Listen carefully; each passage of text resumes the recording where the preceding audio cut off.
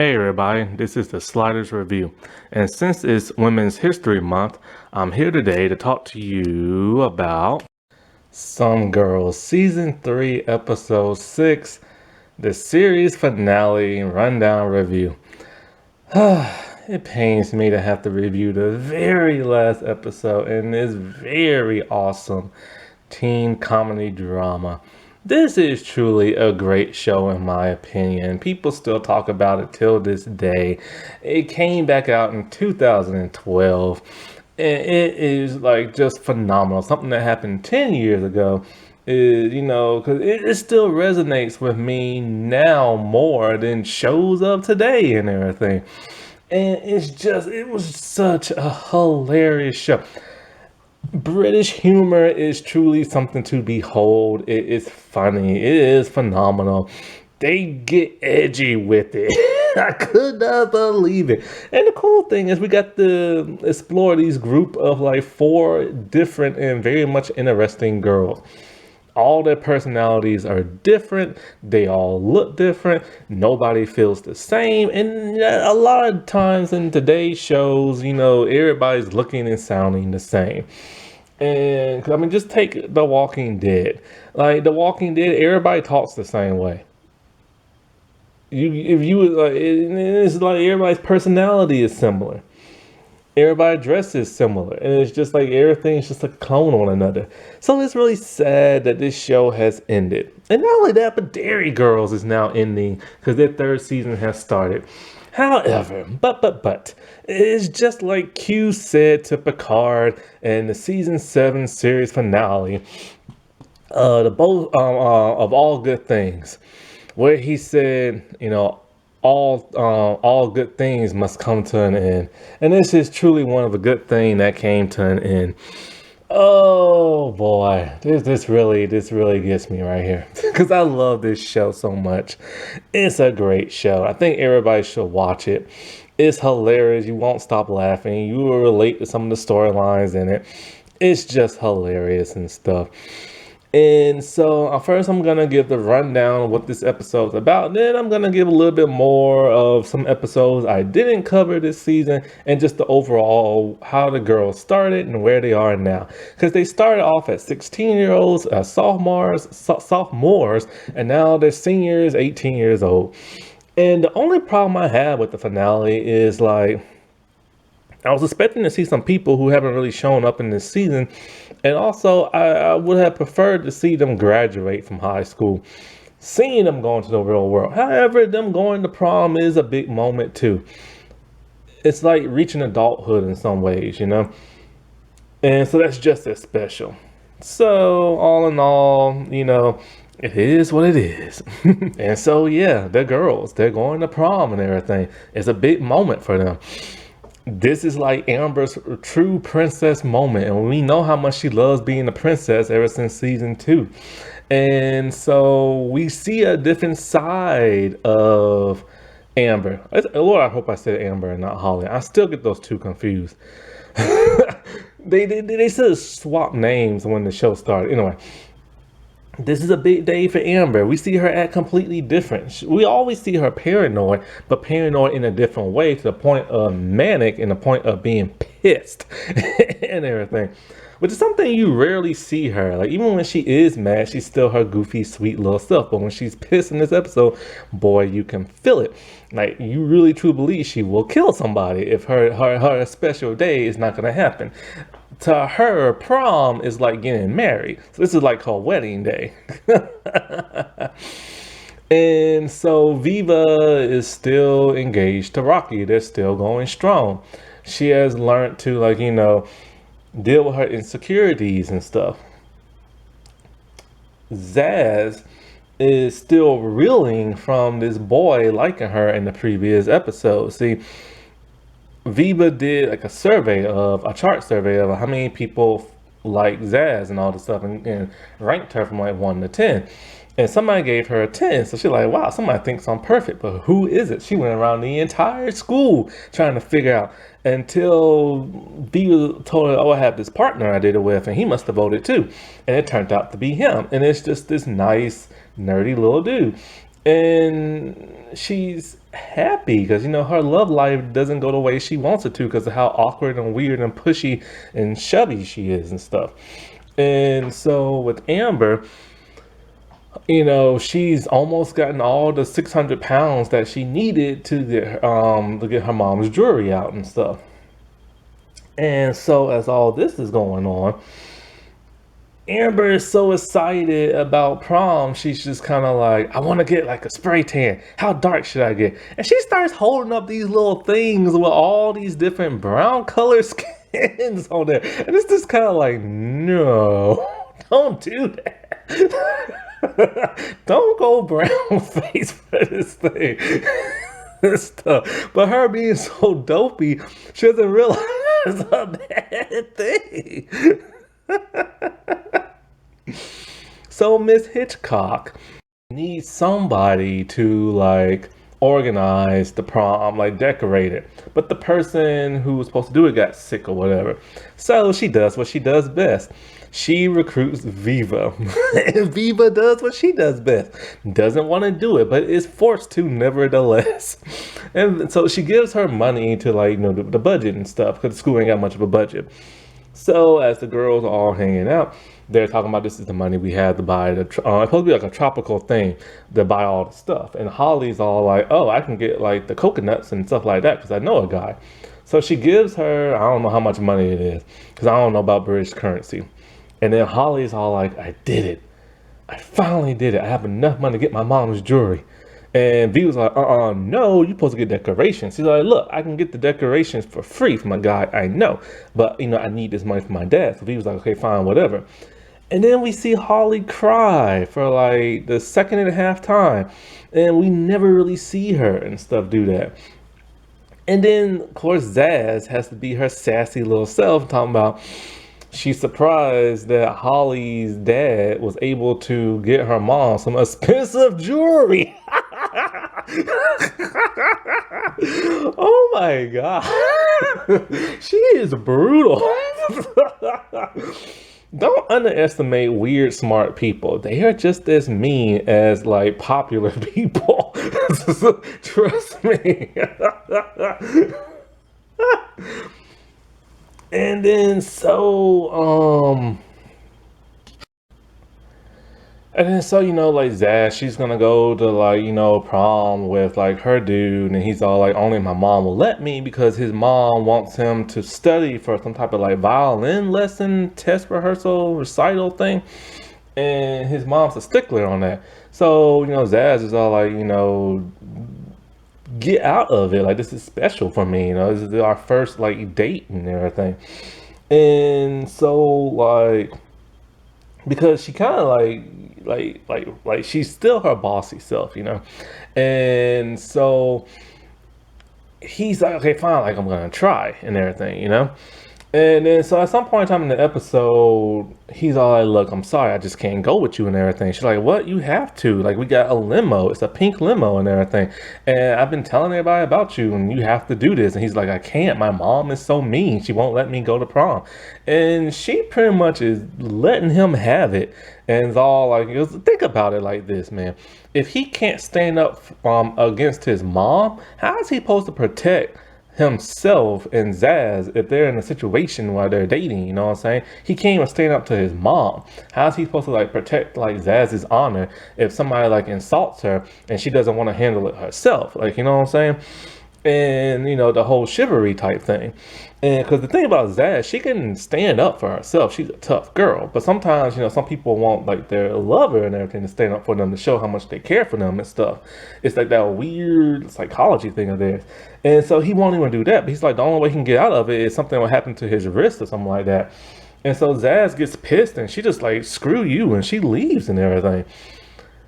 And then it happened. He runs out and he's all like, I'll do whatever it takes. I want to like date you. I want to go to prom with you. He takes his finger and he breaks it.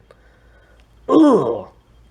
She's like, oh my God, you care about me this much? You're willing to break your finger and miss your recital? He's like, yeah, because I really, really, really like you and stuff. I've always liked you. And this was a great moment for her and stuff because she's finally got a guy who she can date. all she's ever wanted since the beginning of this series. It was like a boyfriend, you know what I'm saying?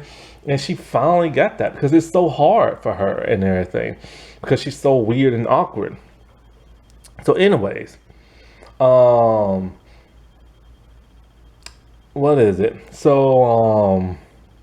Oh, this is the most hilarious part ever.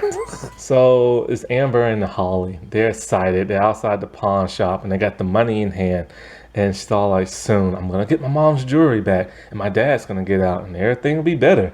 And then so Amber's all like, oh, that's a lot of money. I've never seen 600 pounds. Can I touch it? And Amber and Holly's like, sure. She's all like, can I smell it? She's like, sure. And then so she smells it. She's like, it smells good. It smells like KFC. And she's all like, yeah, I had some in my book bag and it kind of leaked over in there. And then she smelled it again and her mouth touches like, it even tastes like KFC. She's all like, let's take a selfie and put it on Instagram. She's like, sure. So they're posing and everything, looking all sexy and everything. And in a blink of an eye, a dude runs behind them and yanks the money and takes off running. Amber's just like, oh my God. And then I keep getting the names messed up. Amber's just kind of like shocked and Holly's pissed. She growls and chases after the dude. Then all of a sudden, Viva's with like Rocky at her place and, and stuff like that. And Viva is having to decorate like tropical stuff all by herself, right? And the other girls can't help her because they're busy doing other stuff. And so Rocky's all like, look, boys who go to prom, they're not going to care about all this decoration stuff. They just want to touch boobs. And if they can't touch boobs, they want to touch the other thing. Stuff like that. Then all of a sudden, Amber comes in crying. Thank God they let her cry in the finale because she cries in every season. And she started the first episode off of the series crying. So it's nice to have that. This one last time with the mascara running down her face, everything. And she's all like, we got robbed, we got mugged. And they're like, well, what happened? She's all like, well, we was taking a picture with the money because we wanted to look sexy. And then some guy came up from behind us and like snatched it. And then she's all like, Holly did her King Kong noise and chased after him. And then when she couldn't catch up with him because he was too fast, she got so pissed and she started banging her head up against the wall in the window and stuff. And then she's all like, it's all my fault because I wanted to be sexy and everything.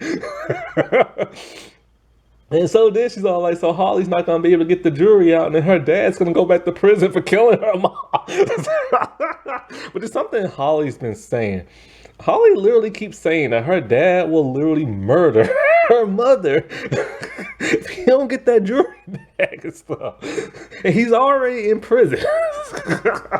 So she's still crying, boo-hooing, talking about, and here's the picture we tried to take looking sexy, and there's the hand of the robber looking all nasty and dirty. And Rocky's just like, seriously, why were you taking money, a picture with money and stuff? She's like, because we wanted to be sexy.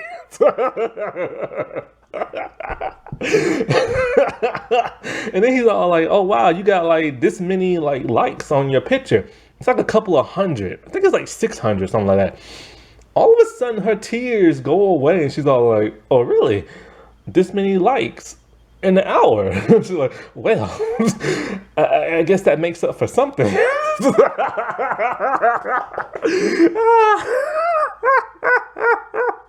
Oh, she is so vain. Oh, I can't stop. You have to watch the clip. The clip is online. And of course, this whole show is free online. You have to watch it for yourself.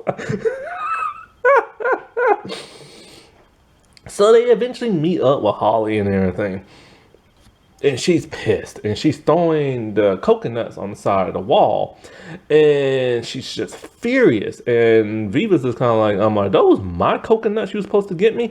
She's all like, I don't want to hear your mouth, Viva. And so Viva's just trying to give her words of encouragement, and she literally tells Viva to shut up, talking about, you think you know everything, but you don't know nothing and everything. And she's all like, my family, my mom had to sell her jewelry. That's how bad we've been struggling since dad's been in jail. And then this one thing I try to do and it gets ruined. And she blames, of course, Amber, talking about it's all her fault and everything. So she's just mad and she just like walks off. And so Zaz all like, well, I want to throw like a coconut. So Zaz throws it. She's only like 6 feet away from the wall, and she completely misses the entire building. And Viva's is kind of like, how do you miss an entire building? Because Zaz, of course, being a nerd, she don't know how to throw. So then, like, what is it? Amber, she wants her tan. So she goes and she gets tan. She's a little bronze, and it rains. And when it rains, her whole tan on her face is smearing off. So she's not exactly happy because her princess moment is getting ruined and everything. And then so when talking with Viva and talking to Zaz, Viva is all like, you know what we have to do? We have to get that money back for Holly and everything. She's like, yeah, but how? Like, we're gonna sell our bodies? And they're like, she's like, no, we're gonna sell our limo to the pretties. See, the pretties were arguing because they couldn't get their limo that they wanted. Amber and Zaz are like, no way, we are not selling that limo. Holly's all like, look, not Holly, Amber's like, look, I screwed up, but I'm having my princess moment and everything, and I'm having that limo. And so Zaz is like, yeah, I told like my guy, like, we're gonna have a limo and stuff. And then Viva's all like, but we can just ride the city bus.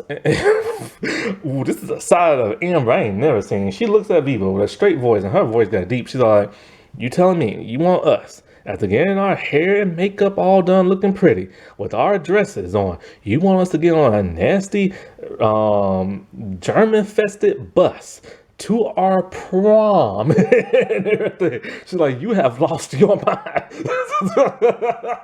Amber does not want her princess moment ruined for nothing. But eventually Viva, even though Viva is outvoted, Viva is like putting down her foot and letting everybody know why she's the leader of this group. So they're pissed and everything. And so Zaz goes over to negotiate the deals of, like, the limo with the pretties. The pretties, this is the first and only time showing up in season 3. Not only that, but Charlie is the only real regular. There's 2 who never get no screen time, really. They never get to say anything, but they get shown. One of them finally gets to say something. But here's the crazy thing. Where's Madison? There's a new girl in the group. Either Madison has finally left the group or she got recast. Just like Mr. Jeffries got recast. What happened? Like, when I get into more into season 3, what the world happened? Because a lot of people disappear in this show. And so, like, Zaz ain't gonna just let them have it. She's gonna charge her double. And then she's all like, look, you gonna apologize to me. Now, first she called her a freak, and she's all like, well, this freak got you a limo. She's like, oh, really? She's like, yeah, but you're gonna apologize to me for treating me like crap all these years. And she finally does. So it's like, that's great for Zaz, especially with the whole diary situation, But she should have had her bag. And for it and stuff. And then so Viva goes back to her place. Miss Hitchcock is there. So like, what the world is this? And she's all like, it's a coconut tree for the prom. She's all like, that's not like paradise looking. It's only like one tree. She's like, well, it took me 3 hours to do this. She's like, well, you gotta do a whole bunch more in a couple of hours because the prom is gonna happen soon. And so then Viva dad comes back. This is his only second appearance in season 3, which, is not surprising. He doesn't really show up that much in the show because he's too busy always making movies and other shows and stuff. And so he gives her some words of encouragement, and then she goes to sleep with her one coconut tree. She wakes up, there's at least 20 coconut trees now, and they look great.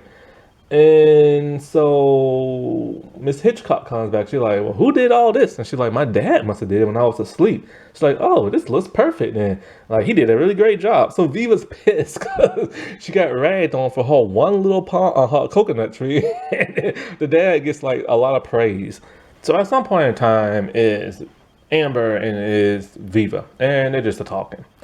And Rocky comes in. Face is bruised and bloody, but he's happy. And he's all like, he found the guy who stole y'all money. See, the guy had a tattoo on his hand. And since they took a picture of the money and had his hand in the picture, he went to his tattoo guy and see if he could figure out who had this done. And he did. And then he went over there and beat the dude up. But the dude beat him up too. But he got the money back. So everybody's all happy. They sold their limo. So now, of course, they ain't got no limo, but they got money from now the pretties, double that, and they got the money from Rocky. So, but this comes later. So when they, my bad, my camera battery died out. Okay, so yeah, so they have the money now to get Holly's jewelry and get some more money for decorations and stuff. And so like they go to Holly and they give her the money. She's happy, she's thrilled. And then we get to see a glimpse of her father, a tall, somewhat thick, bald-headed man. We don't get to see his face, but we just see like the back of him, and he gives all the girls like a hug and stuff. And so that was really sweet and touching and everything. And then, so now it comes to the big, like, day, right? The girls, they're talking, they're getting ready and stuff like that. And, like, you know, like, Amber's being, like, a dictator about everything that's going to happen and how it's going to happen. And she doesn't want nothing ruined and everything. And so, like, because she spent a lot of money. She spent, like, over $1,000 on herself. She on makeup, tan, dress, hair, and a tiara crown. She's having her princess moment. And so I think Zaz dude comes in and she's all like, you know, no boyfriends before like the big day and everything. And then so of course they don't have a limo when the day finally comes. And so, but we do get to see the girls in their dresses and stuff. They look so great. Like, you know, it's just, it's like they went from being teenage girls to women and everything in this episode because they're now 18, they're adults and everything. They're finna enter the real world. And Zaz comes out in a very elegant like gown, and her hair is like all done, and you know, and oh my god, Holly. Holly looks like a stripper. Holly looks like a hooker. But that's Holly for you. But she's working it. You know what I'm saying? She's a whew. And everything. I can't believe she's allowed to wear that at prom. But yeah. That's Holly for you. So Viva comes out like all stunning, like she's on kind of like a red carpet, like she's an actress and everything. And then the princess herself comes. Princess Amber coming in, waving like a princess and everything. Her moment has finally come. Until they don't have a limo. She's pissed and she's like, Viva, I swear to God, if you mention a bus. But don't worry, Viva's dad's here to save the day. And so when it is time for prom, the pretties are coming out in their pink limo and everybody's like cheering them on until they find out who's really cheering them on. It's because of Viva and them. They show up in a fire truck, stealing the show from that of the pretties. They come all out. They start taking a bunch of selfies and it ends with the music playing and the credits rolling from the theme song. And their moment is now here. Their womanhood has finally come. Oddly enough, we don't see their guys with them. We don't see Rocky and we don't see Zaz's dude. But you know, it doesn't matter. It's their moment and stuff. And this is how it ended. And you know, and man, it's just why this had to be the last episode? So to get into a little context of what's been going on for some episodes I did not review. one major thing that did happen, let's just get down to these girls, right? So the beginning, let's get to Holly first. Holly started off as this angry, mean girl who's always getting in trouble, known for picking fights, known for biting people. But with the guidance of like her friends, she has really quelled her anger down. There have been some scenes where you expect her to get mad and she really doesn't. She still gets mad, don't get me wrong. She's still ready to like hit a person, but she doesn't. And so she's learned to get back at people in different ways, fussing or well, at times she tripped that one girl up, but still, or spraying soda in this one girl's face. But at least she's not punching and biting somebody. But it takes a good while. You know, all this anger is built up for a reason. We find out why. It's because her dad is locked up. She misses her dad. She has to take care of her brothers and sisters, and she has a lot. Because her mom is always working. They struggle so much that the mom had to sell the jewelry. So she has a lot of reasons to be angry. But she has Mr. Jeffries there to help her, guide her, and be a father figure for her. And that's really what she needs. He's really the only person who can calm her down and stuff. So he has to take the place of like the father. And, you know, in this season, we learn early on she has two boyfriends, but then in one episode, we get that Holly episode. She actually has three, and she can't decide on which one she wants and everything, you know? And so one of the dudes is the dude that helped her break into Brandon's place. So that guy. And so it's a pretty hilarious episode when the guys all find out that they're dating the same girl. Two of them fight and everything. But she did like a chart to find out who's better at what and this and that. They all scored the same amount. So she decided, you know what, this is just too much for her. What's going on with her family and all this and that. It's just best for her to break up with all three guys and not be a player and everything. And, you know, and she went from the girl who was angry, fighting people, to kissing Viva's boyfriend, to dating three guys, to finally decide, you know what, she can just be happier all by herself and has to deal with what's more important, that of her family. And we get to see just how much she cares about her family, to the point where she's crying in tears when it comes to her father. Like, we never knew we could see this vulnerable side of her, and it was great, you know? And it's just like she went from being this really, really angry person to a mellow, angry person to a really sincere person, you know?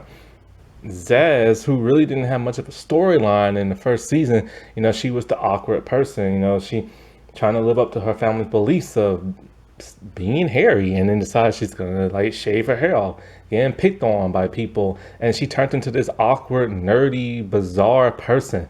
And this awkward, shy, nerdy person who's very pushy, shovey, and forceful when it comes to guys. Like, she would shout at them and stuff. We see her vulnerable side. She just wants a boyfriend. Like, that's all she wants. She wants to know why nobody likes her. Is she not pretty enough? This and that. And her flirting skills are very bad in the very beginning. She's so awkward, she doesn't know how to talk to people when it comes to guys. And then when she decides maybe she could be a lesbian and everything, that don't work out for her either, because the girl didn't even like her back.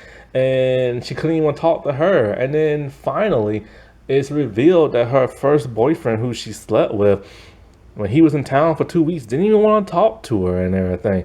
And because she's so awkward and clingy, and she hates being this weird person, but she doesn't know why she's weird. She's just weird and everything. She loves math.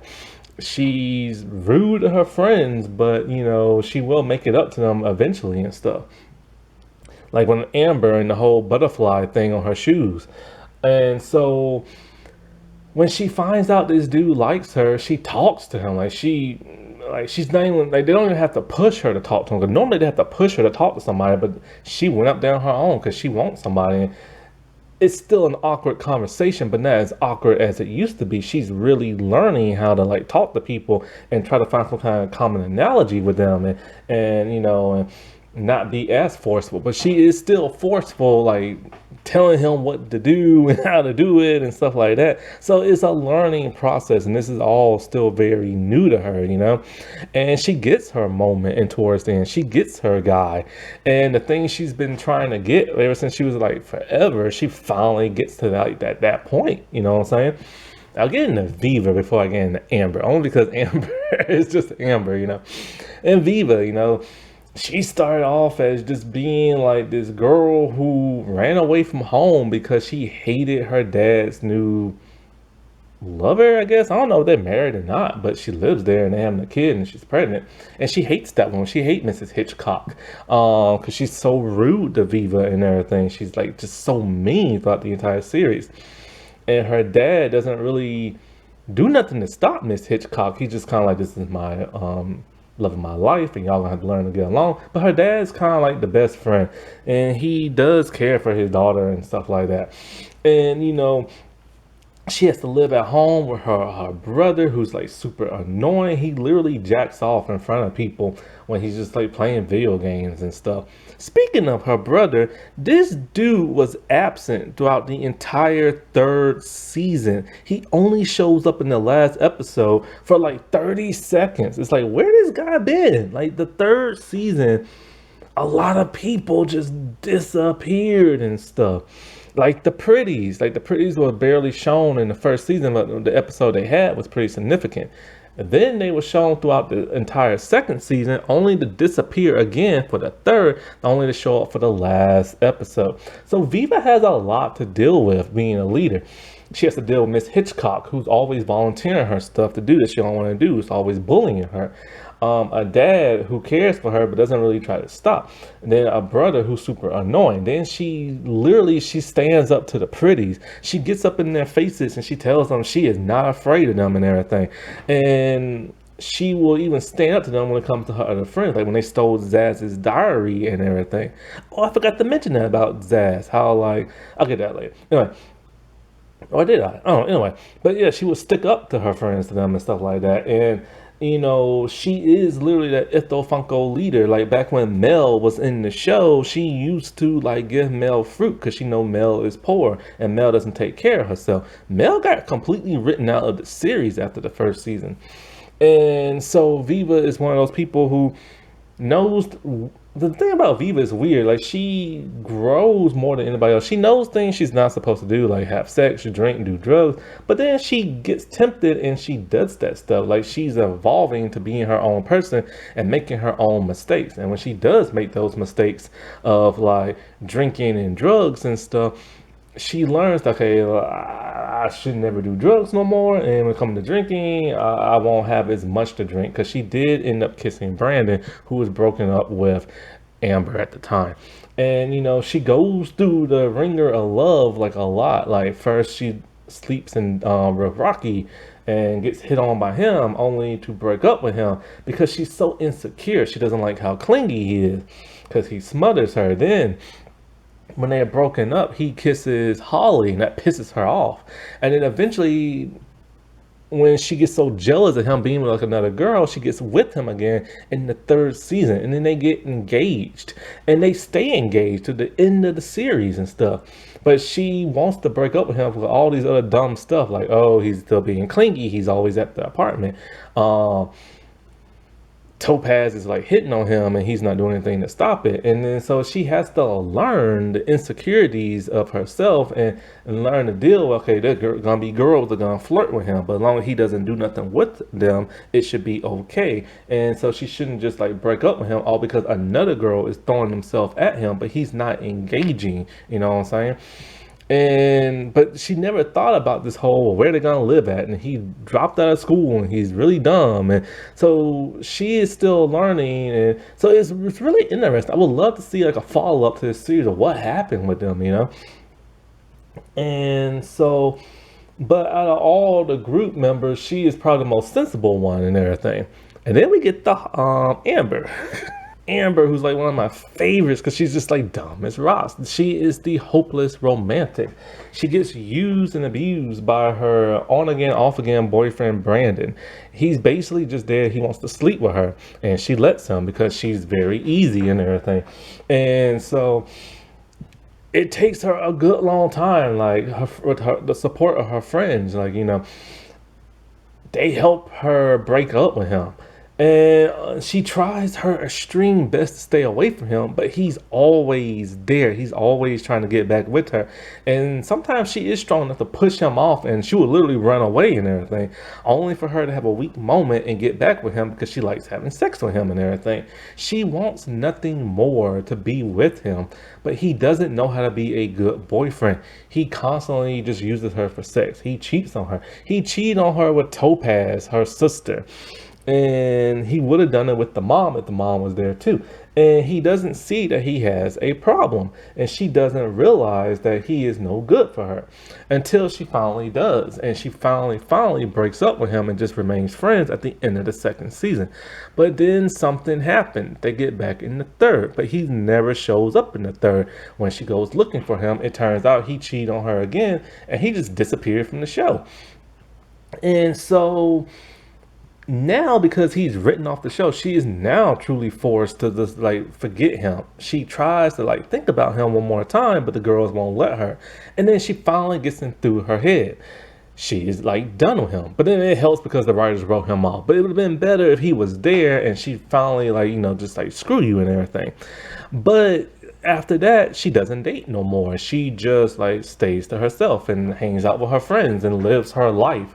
But now it's at the point where she wants more in life. There's an episode where she just wants a baby and everything.